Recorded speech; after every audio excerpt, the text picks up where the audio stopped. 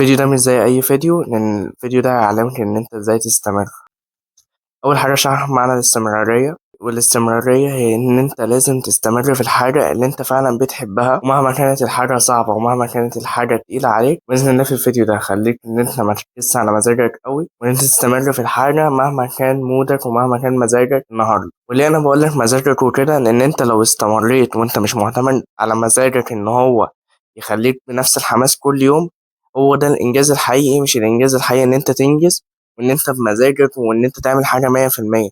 الإنجاز الحقيقي إن أنت فعلا تستمر في الحاجة حتى لو أنت مش قادر خالص. وده فعلا استمرارية، والإنجاز الحقيقي اللي أنت فعلا المفروض لازم تعمله. طب ليه إحنا منعرفش نستمر في الحاجة؟ لأن أنت فاكر إن أي بني آدم إن هو مثالي، أو إنه يعني لازم يعمل حاجة يطلعها 100%. وده غلط جدا، لأن لازم حتى لو انت تطلعها بنسبة 1%، بس لازم ان انت تستمر في الحاجة دي. هو ده معنى الاستمرارية. مش الاستمرارية ان انت كل يوم تبقى بنفس الطاقة وبنفس 100% اللي انت عايز تطلعها. وللأسف ان احنا يعني من حياة اليوتيوبر ده اللي انت يعني شايفها مثالية، هو لا، هو بس انه مجرد ان هو بيكمل.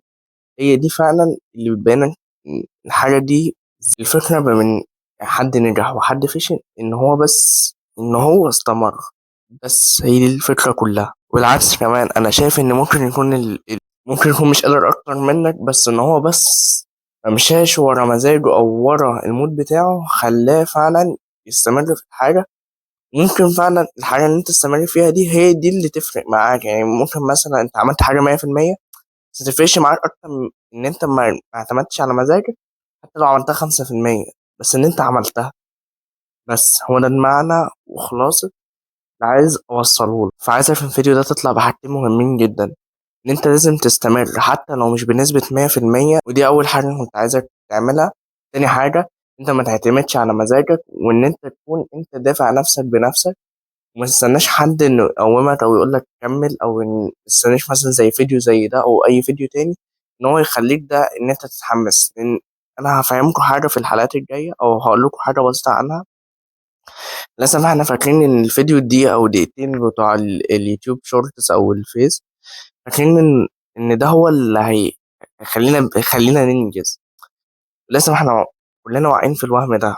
يعني انا عارف طبعا انت دماغك دلوقتي مش فاهم معايا. في الحلقات الجاية هفهمكوا اكتر عن الموضوع ده. وبس لو عجبك الفيديو متنساش تحط لايك واشتراك. عايزك تستمر. أنا حتى الفيديو ده عامله ليا وليك، ان انت لازم تستمر في الحاجة. انا اصلا مش عايز انزله، بس إن أنت لازم تستمر في حاجة. كده قلت أتصور وأنزل فيديو. استنوا حلقات جاية كتير جدا بإذن الله، وهتكون حلقات خرافية. بس.